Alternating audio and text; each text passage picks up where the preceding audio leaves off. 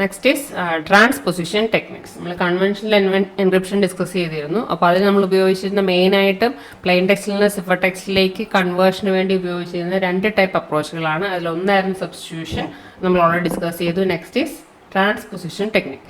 Substitution method എന്ന് പറഞ്ഞാൽ നമ്മുടെ പ്ലെയിൻ ടെക്സ്റ്റിലെ ഒരു ക്യാരക്ടറിന് അല്ലെങ്കിൽ ഗ്രൂപ്പ് ഓഫ് ക്യാരക്ടേഴ്സിന് പകരം വേറെ ഒരു ക്യാരക്ടർ അല്ലെങ്കിൽ ഗ്രൂപ്പ് ഓഫ് ക്യാരക്ടേഴ്സ് കൊടുത്ത് നമ്മൾ റീപ്ലേസ് ചെയ്യുകയാണ് ചെയ്യുന്നത്. ഇനി ട്രാൻസ്പൊസിഷൻ മെത്തേഡ്സ് എന്ന് പറഞ്ഞാൽ നമ്മളുടെ റീപ്ലേസ്മെന്റ് ഒന്നും ഇല്ല. നമ്മുടെ പ്ലെയിൻ ടെക്സ്റ്റിലുള്ള ക്യാരക്ടേഴ്സ് തന്നെയായിരിക്കും നമ്മളുടെ സിഫർ ടെക്സ്റ്റിലും ഉണ്ടായിരിക്കും. അതിന്റെ പൊസിഷൻ റീഅറേഞ്ച് ചെയ്യുക. ട്രാൻസ്പൊസിഷൻ മീൻസ് പൊസിഷൻ ചേഞ്ച് ചെയ്യുക. അപ്പോൾ ഏതെങ്കിലും രീതിയിലായ എലമെന്റ്സിനെ പെർമ്യൂട്ട് ചെയ്ത് നമ്മൾ വേറൊരു അറേഞ്ച്മെന്റ് ഫോം ചെയ്യുന്നു എന്ന് മാത്രമേ ഉള്ളൂ. So it's a very different kind of mapping. നമ്മളോട് ചെയ്യുന്നത് by performing some sort of permutation on the plain text letters. അപ്പോൾ അതിനാണ് നമ്മൾ ട്രാൻസ്പൊസിഷൻ സിഫർ എന്ന് പറയുന്നത്. നമ്മുടെ പ്ലെയിൻ ടെക്സ്റ്റിലെ ലെറ്റേഴ്സിനെ തന്നെ നമ്മൾ പെർമ്യൂട്ട് ചെയ്യുന്നു. പല രീതിയിൽ നമുക്ക് പെർമ്യൂട്ടേഷൻ പോസിബിൾ ആണ്. അപ്പോൾ പെർമ്യൂട്ടേഷൻ്റെ റിസൾട്ടായിട്ട് അതേ എലമെന്റ്സ് തന്നെയുള്ള വേറൊരു ടെക്സ്റ്റ് നമ്മൾ ഫോം ചെയ്യുന്നു. അതായിരിക്കും അതിൻ്റെ കറസ്പോണ്ടിങ് സിഫർ ടെക്സ്റ്റ് എന്ന് പറയുന്നത്. ഇനി ട്രാൻസ്പൊസിഷൻ മെത്തേഡ്സിൽ ഏറ്റവും സിംപ്ലസ്റ്റ് ആയിട്ടുള്ള മെത്തേഡാണ് റെയിൽ ഫെൻസ് ടെക്നിക് എന്ന് പറയും. In which the plain text is written down as a sequence of diagonals and then read off as a sequence of rows. അപ്പോൾ നമ്മുടെ പ്ലെയിൻ ടെക്സ്റ്റിലെ എലമെന്റ്സിനെ നമ്മൾ ഡയഗണലി ആണ് എഴുതുക. ഇപ്പോൾ ഒരു എക്സാമ്പിൾ കാണുമ്പോൾ കുറെ കൂടി ക്ലിയർ ആവും. നമ്മളുടെ എക്സാമ്പിൾ പ്ലെയിൻ ടെക്സ്റ്റ് എന്ന് പറഞ്ഞാൽ meet me after the toga party. നമ്മുടെ പ്ലെയിൻ ടെക്സ്റ്റ് നമ്മൾ റെപ്രസെന്റ് ചെയ്തേക്കുന്നത് with a rail fence of depth 2. ഇപ്പോൾ ഇവിടെ കാണുന്നുണ്ടല്ലോ, ഡെപ്ത് 2 എന്നുള്ളതെന്ന് വെച്ചിട്ടുണ്ടെങ്കിൽ 2 റോസ് വന്നേക്കുന്നത്. അപ്പോൾ ഈ ഒരു റെപ്രസെന്റേഷൻ നമ്മൾ റെയിൽ ഫെൻസ് റെപ്രസെന്റേഷൻ എന്ന് പറയുന്നത്. അപ്പോൾ ക്യാരക്ടേഴ്സ് നമ്മൾ പ്ലേസ് ചെയ്യുന്നത് ഡയഗണലി ആയിരിക്കും. അപ്പോൾ ഫസ്റ്റ് വേർഡ് എന്ന് വെച്ചാൽ മീറ്റ്, MEET. നെക്സ്റ്റ് മീ, അതായത് എം ഇവിടെയുണ്ട്, ഇ ഇവിടെയുണ്ട്. Next is after, AFTER. The, THE. Then TOGAPARTY. അപ്പോൾ ഈ ഡയഗണൽ ഫോമിൽ റെപ്രസെന്റ് ചെയ്യുന്നതിനെയാണ് നമ്മൾ റെയിൽ ഫെൻസ് മെത്തേഡ് എന്ന് പറയാം. അപ്പോൾ ഇതിന്റെ ഡെപ്ത് ഇവിടെ 2 ആണ്. ഡെപ്ത് വേണമെങ്കിൽ നമുക്ക് കൂട്ടാം. ഇനി നമ്മൾ ഈ ഒരു ഫോമിൽ റെപ്രസെന്റ് ചെയ്ത് കഴിഞ്ഞാൽ നെക്സ്റ്റ് എൻക്രിപ്റ്റഡ് മെസ്സേജ് എന്ന് പറഞ്ഞാൽ നമ്മൾ റോ വൈസ് റീഡ് ചെയ്ത് കഴിഞ്ഞാൽ നമ്മുടെ എൻക്രിപ്റ്റഡ് മെസ്സേജ് ആയി. ഇപ്പോൾ ക്യാരക്ടേഴ്സിന് ചേഞ്ച് ഒന്നും ഇല്ല. ഈ പ്ലെയിൻ ടെക്സ്റ്റിലുള്ള അതേ ക്യാരക്ടേഴ്സ് തന്നെയായിരിക്കും സിഫർ ടെക്സ്റ്റിൽ ഉണ്ടായിരിക്കും, അതേ ഫ്രീക്വൻസിയിൽ തന്നെ. പക്ഷേ എലമെന്റ്സിന്റെ പൊസിഷൻ ചേഞ്ച് ആവും. അതുകൊണ്ട് സിഫർ ടെക്സ്റ്റ് എന്ന് പറഞ്ഞാൽ എൻക്രിപ്റ്റഡ് മെസ്സേജ് എന്ന് പറഞ്ഞാൽ ഫസ്റ്റ് റോ അങ്ങനെ എടുക്കുക, MEMATR അതാണ് എഴുതിയേക്കുന്നത്, HTGPRY. സെക്കൻഡ് ETEFET, അതവിടെ ബാക്കി കംപ്ലീറ്റ് ചെയ്ത് AT വരെ പോവാം. അപ്പോൾ ഇതാണ് റെയിൽ ഫെൻസ് മെത്തേഡ് എന്ന് പറഞ്ഞത്. അപ്പോൾ ഇവിടെ ഇപ്പോൾ ക്രിപ്റ്റോഅനാലിസിസ് വളരെ എളുപ്പം ചെയ്യാൻ വേണ്ടി പറ്റും. അപ്പോൾ അതുകൊണ്ട് ഏറ്റവും സിംപ്ലസ്റ്റ് ആയിട്ടുള്ള മെത്തേഡാണ് റെയിൽ ഫെൻസ് മെത്തേഡ് എന്ന് പറഞ്ഞത്.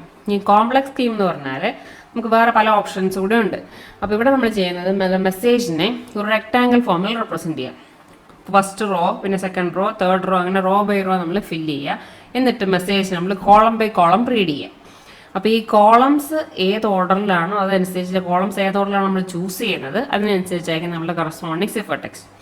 So it's a more complex scheme is to write the message in a rectangle row by row and read the message of column by column but permute the order of the columns.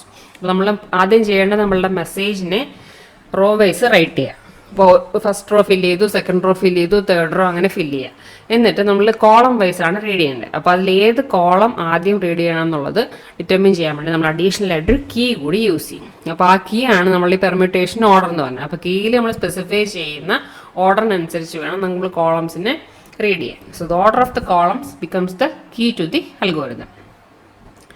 അതാണ് അതിൻ്റെ corresponding example. അപ്പോൾ plain text എന്ന് പറഞ്ഞാൽ ഇവിടെ കൊടുത്തിട്ടുള്ളത് attack postpone until 2 AM എന്നാണ് എഴുതിയിരിക്കുന്നത്. Attack postponed until 2 AM ഇവിടെ വരെയുള്ള മെസ്സേജ്. ബാക്കിയുള്ള എക്സ്പ്രൈസഡ് എന്ന് പറഞ്ഞാൽ നമുക്ക് ഫില്ലർ ക്യാരക്ടേഴ്സ് എല്ലാറ്റിലെ ലീസ്റ്റ് ഫ്രീക്വൻ്റ് ആയിട്ട് യൂസ് ചെയ്യുന്ന ആൽഫബറ്റ്സ് ഉപയോഗിച്ചാണ് നമ്മൾ ആ ഒരു പോർഷൻ ഫില്ല് ചെയ്തേക്കുന്നത്. ഈ ഫസ്റ്റ് കാണുന്ന നമ്മളുടെ കീ. ഈ കീ എന്ന് പറഞ്ഞാൽ ഞാൻ നേരത്തെ പറഞ്ഞു നമ്മൾ ഏത് ഓർഡറിലാണോ കോളംസിനെ റീഡ് ചെയ്യേണ്ടത് അതാണ് ഈ കീ ഉപയോഗിച്ച് നമ്മൾ സ്പെസിഫൈ ചെയ്യുക. അപ്പോൾ 4 3 1 2 5 6 7 എന്നാണ് ഇവിടെ ഓർഡർ എന്ന് പറഞ്ഞാൽ ഫസ്റ്റ് നമ്മൾ റീഡ് ചെയ്യേണ്ടത് ഈ ഒരു കോളം ആയിരിക്കും, then second column, then third column, then fourth one, then fifth, sixth, seventh. ഈ ഓർഡറിൽ വേണം റീഡ് ചെയ്യാൻ നമുക്ക് സിഫർ ടെക്സ്റ്റ് കിട്ടണമെന്നുണ്ടെങ്കിൽ. അപ്പോൾ നമ്മുടെ സിഫർ ടെക്സ്റ്റ് എന്ന് പറഞ്ഞാൽ ആദ്യം അതിൻ്റെ ഫസ്റ്റ് കോളം എന്ന് പറയുമ്പം TTNA അതാണ് എഴുതിയിരിക്കുന്നത്. അപ്പോൾ സെക്കൻഡ് കോളം എന്ന് പറഞ്ഞാൽ APTM അതാണ് ഈ കാണുന്നത്, APTM. ദെൻ തേർഡ് റോ എന്ന് പറഞ്ഞാൽ TSUO. നെക്സ്റ്റ് ഫോർത്ത് വൺ എന്ന് പറഞ്ഞാൽ AODW. പിന്നെ 5, 6, 7. 5 എന്ന് പറയുമ്പോൾ COIX ഇവിടെയുണ്ട്. 6 എന്ന് പറയുമ്പം KNLY, അതാണ് ഈ KNLY. ദെൻ 7 എന്ന് പറഞ്ഞാൽ PETs, അതാണ് ഈ കാണുന്നത്. അപ്പോൾ ഫസ്റ്റ് നമ്മുടെ പ്ലെയിൻ ടെക്സ്റ്റിൻ്റെ കീയുടെ ലെങ്ത് എത്രയാണോ അത്രയും ലെങ്ത് ഉള്ള ഒരു റെക്ടാങ്കിൾ ആയിട്ട് റോ വൈസ് ഫില്ല് ചെയ്ത് പോവാം. ദെൻ കോളം വൈസാണ് നമ്മൾ അതിനെ റീഡ് ചെയ്യേണ്ടത്. ഇനി കീയുടെ സ്പെസിഫൈ ചെയ്യുന്ന ഓർഡർ അനുസരിച്ച് വേണം ആ കോളംസിനെ നമ്മൾ റീഡ് ചെയ്യാൻ. അപ്പോൾ എൻക്രിപ്ഷന് വേണ്ടി start with column that is labelled 1, അതാണ് ഈ കാണുന്നത്. Then write down all the letters in that column and proceed to column 4. 2 എന്ന് ലേബിൾ ചെയ്തേക്കുന്ന ഇതാണ്, അതുകൊണ്ട് കോളം 4ൽ പോവുക. ദെൻ കോളം 2ൽ പോവുക. ദെൻ കോളം 1ൽ പോവുക. Then column 5, 6 and 7. അപ്പോൾ ആ ഒരു രീതിയിലാണ് നമ്മൾ ഈ ഒരു പ്രോസസ്സ് ചെയ്യേണ്ടത്. അല്ലെങ്കിൽ കോംപ്ലക്സ് സ്കീം അല്ലെങ്കിൽ കോളംനാർ ട്രാൻസ്പോസിഷൻ എന്നും പറയും.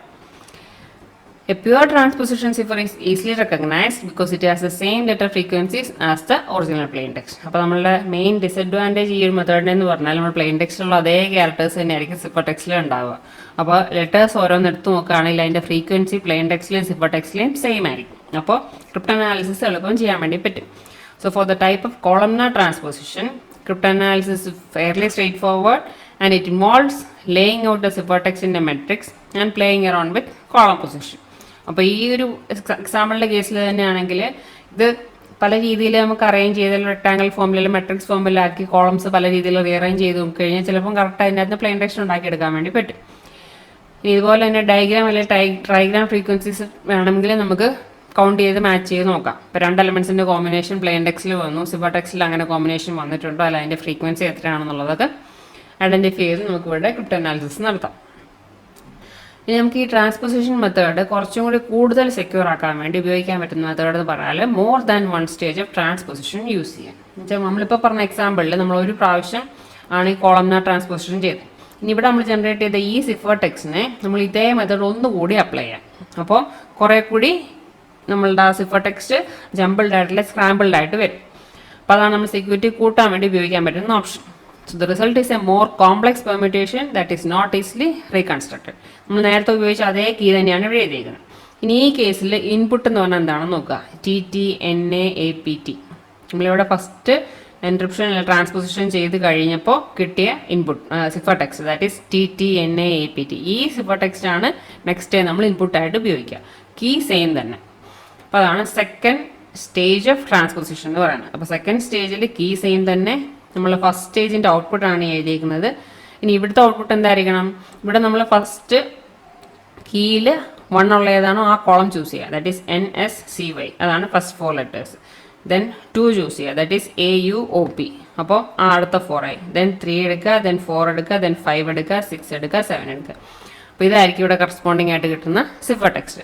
ഇനി ഈ സിഫർ ടെക്സ്റ്റിൽ നമ്മൾ ലെറ്റർ ഫ്രീക്വൻസീസ് നോക്കുകയാണെങ്കിൽ നമ്മളുടെ പ്ലെയിൻ ടെക്സ്റ്റുമായിട്ടും സെയിം തന്നെയായിരിക്കും. പക്ഷേ എളുപ്പം നമുക്ക് ക്രിപ്റ്റോനാലിസിസ് പറ്റാതിരിക്കാൻ വേണ്ടിയിട്ടാണ് ഈ 2 സ്റ്റേജ് അല്ലെങ്കിൽ multiple stage of transposition use ചെയ്യുന്നത്. ഇനിയിപ്പോൾ ഈ 2 സ്റ്റേജ് നമ്മൾ ട്രാൻസ്പോസിഷൻ ചെയ്തതിൻ്റെ റിസൾട്ട് നമുക്ക് ഐഡൻറ്റിഫൈ ചെയ്യാൻ വേണ്ടിയിട്ടാണ് ഈ ഒരു എക്സാമ്പിൾ കാണിച്ചിട്ടുള്ളത്. ഇനി ഫസ്റ്റ് കാണുന്ന നമ്മളുടെ ഒറിജിനൽ മെസ്സേജാണ്. നമ്മുടെ ഒറിജിനൽ മെസ്സേജിൽ 1 മുതൽ 28 വരെയുള്ള ക്യാരക്ടേഴ്സ് ഉണ്ടായിരുന്ന എലമെൻറ്റ്സ് ഉണ്ടായിരുന്നു, ഒറിജിനൽ സീക്വൻസ് ഓഫ് ലെറ്റേഴ്സ്. ഇതാണ് പ്ലെയിൻ ടെക്സ്റ്റ് മെസ്സേജിൽ ഉണ്ടായിരുന്ന സീക്വൻസ് ഓഫ് ലെറ്റേഴ്സ്. ആദ്യത്തെ ട്രാൻസ്പോസിഷൻ കഴിഞ്ഞപ്പം ആ എലമെൻറ്റ്സ് റീഅറേഞ്ച്ഡ് ആയി. 3 ഫസ്റ്റ് പൊസിഷനിൽ വന്നു, ദെൻ 10 വന്നു, ദെൻ 17, 24 ഈ ഓർഡറിലായിട്ട് എലമെൻറ്റ് ഒന്നുകൂടി റീഅറേഞ്ച്ഡ് ആയി. ഇനി ഈ എലമെൻറ്റ്സിന് ഇവിടെ നമ്മൾ നോക്കുകയാണെങ്കിൽ കുറച്ചും കൂടി റെഗുലർ സ്ട്രക്ചർ ആണെന്ന് നമുക്ക് തോന്നും. ഇനി നെക്സ്റ്റ് നമ്മൾ ഇതിനെ വീണ്ടും ഒന്നുകൂടി നമ്മൾ ഈ പറഞ്ഞ മെത്തേഡ് ഉപയോഗിച്ച് അഗെയിൻ സെക്കൻഡ് ട്രാൻസ്പോസിഷൻ ചെയ്ത് കഴിയുമ്പോൾ നമുക്ക് കിട്ടുന്ന ഓർഡറാണ് ഈ ലാസ്റ്റ് കാണുന്നത്. അപ്പോൾ ഇവിടെ നമ്മൾ നോക്കുകയാണെങ്കിൽ കുറേ കൂടി കംപ്ലീറ്റ്ലി സ്ട്രക്ചർ മാറി. റെഗുലർ സ്ട്രക്ചർ നമുക്ക് പറയാൻ പറ്റില്ല. അപ്പോൾ കുറേ കൂടി കംപ്ലീറ്റ്ലി ജമ്പിൾഡ് ആയിട്ടാണ് നമുക്ക് ആ വാല്യൂസിന് നമുക്ക് അറേഞ്ച്മെൻറ്റ് കിട്ടിയേക്കുന്നത്. അപ്പോൾ ഇത് കുറച്ചും കൂടി ക്രിപ്റ്റോനാലിസിസ് ചെയ്യാൻ വേണ്ടി ബുദ്ധിമുട്ടായിരിക്കും. അപ്പോൾ സെക്യൂരിറ്റി കൂട്ടാൻ വേണ്ടി ട്രാൻസ്പോസിഷനിൽ ഉപയോഗിക്കാൻ പറ്റുന്ന ഓപ്ഷൻ എന്ന് പറഞ്ഞാൽ multiple stage of transposition use ചെയ്യാം. So that's all of transposition techniques. Thank U.